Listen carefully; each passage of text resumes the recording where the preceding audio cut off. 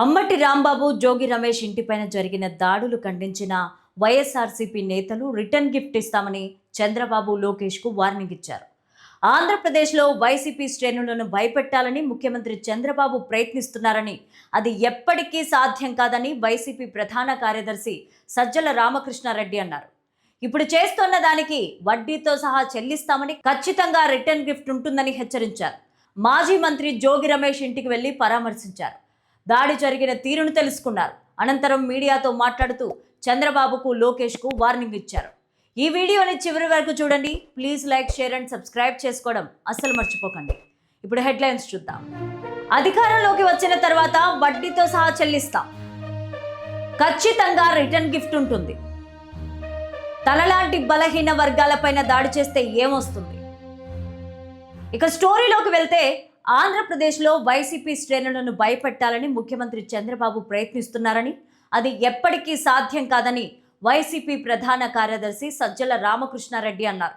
ఇప్పుడు చేస్తున్న దానికి వడ్డీతో సహా చెల్లిస్తామని, ఖచ్చితంగా రిటర్న్ గిఫ్ట్ ఉంటుందని హెచ్చరించారు. మాజీ మంత్రి జోగి రమేష్ ఇంటికి వెళ్లి పరామర్శించారు. దాడి జరిగిన తీరును తెలుసుకున్నారు.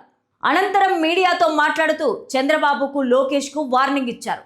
రాష్ట్రంలో 2 రోజుల నుంచి జరుగుతున్న పరిణామాలను చాలా బాధాకరమని అన్నారు సజ్జల. ఇదంతా కేవలం నెయ్యి విషయాన్ని డైవర్ట్ చేయడానికే చంద్రబాబు ఇలాంటి దాడులకు పాల్పడుతున్నారని విమర్శించారు. ప్రీ ప్లాన్డ్గా జరిగిన దాడిగా అభిప్రాయపడ్డారు. తప్పు చేసి దాని నుంచి ప్రజలను డైవర్ట్ చేయడంలో చంద్రబాబు సిద్ధహస్తుడని అన్నారు. రాష్ట్రంలో ప్రజాస్వామ్యం పూర్తిగా లేదని, రాజ్యాంగ వ్యవస్థలు సరిగా పనిచేయడం లేదని ఆరోపించారు. పోలీసు వ్యవస్థ చంద్రబాబుకు తొత్తులుగా మారిపోయారని అన్నారు. 2 రోజులుగా పోలీసుల సమక్షంలో వచ్చిన టీడీపీ నేతలు, రౌడీ షీటర్లు తమ పార్టీకి చెందిన నేతల ఇళ్లపై దాడులు చేశారని అన్నారు. చంద్రబాబు, లోకేష్ ఆదేశాలతో పనిచేశారని అన్నారు.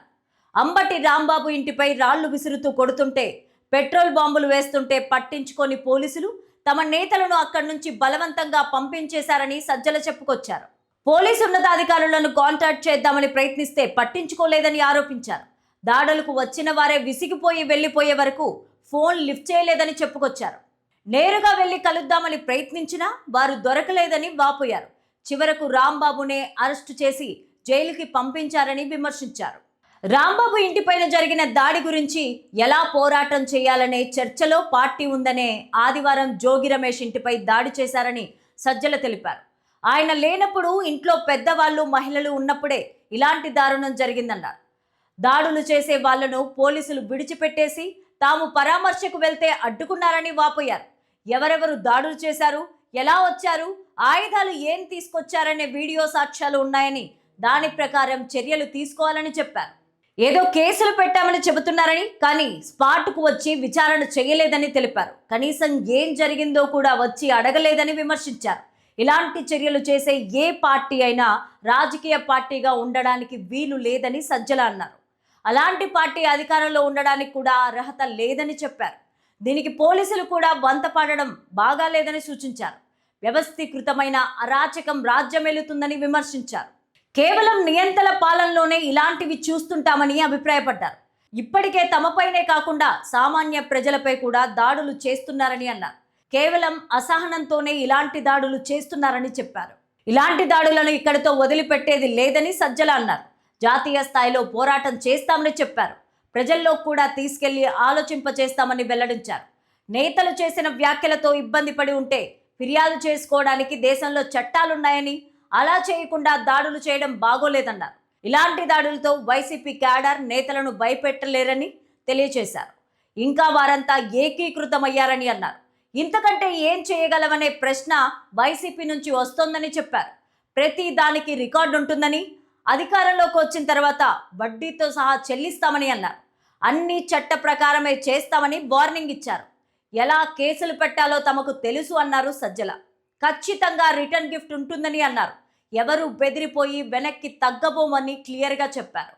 ఈ ఉదయం మీడియాతో మాట్లాడిన జోగి రమేష్ కూడా తన ఇంటిపైన జరిగిన దాడిని ఖండించారు. తనకు ప్రాణహాని తలపెట్టేందుకు చంద్రబాబు, లోకేష్ ప్రయత్నిస్తున్నారని ఆరోపించారు. తనకు ఏదైనా జరిగితే పూర్తి బాధ్యత వాళ్ళిద్దరిదేనని అన్నారు. ఆదివారం జరిగిన దాడి ఖచ్చితంగా ప్రజాస్వామ్యం పైన జరిగిన దాడిగా అభివర్ణించారు. తనను జైల్లో పెట్టినా వారిద్దరి కడుపు చల్లారలేదా అని ప్రశ్నించారు. ప్రభుత్వాలు చేస్తున్న తప్పులను ప్రశ్నించడమే చేసిన తప్ప అని నిలదీశారు. తనలాంటి బలహీన వర్గాలపై దాడి చేస్తే ఏమొస్తుందని క్వశ్చన్ చేశారు. టీడీపీ నేతల నేతృత్వంలోనే గంజాయి బ్లేడ్ బ్యాచ్లు తమపైన దాడులు చేస్తున్నారని వాపోయారు.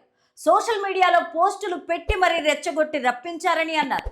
ఎవరిని విడిచిపెట్టేది లేదని, అందరినీ గుర్తు పెట్టుకుంటామని జోగి రమేష్ వార్నింగ్ ఇచ్చారు.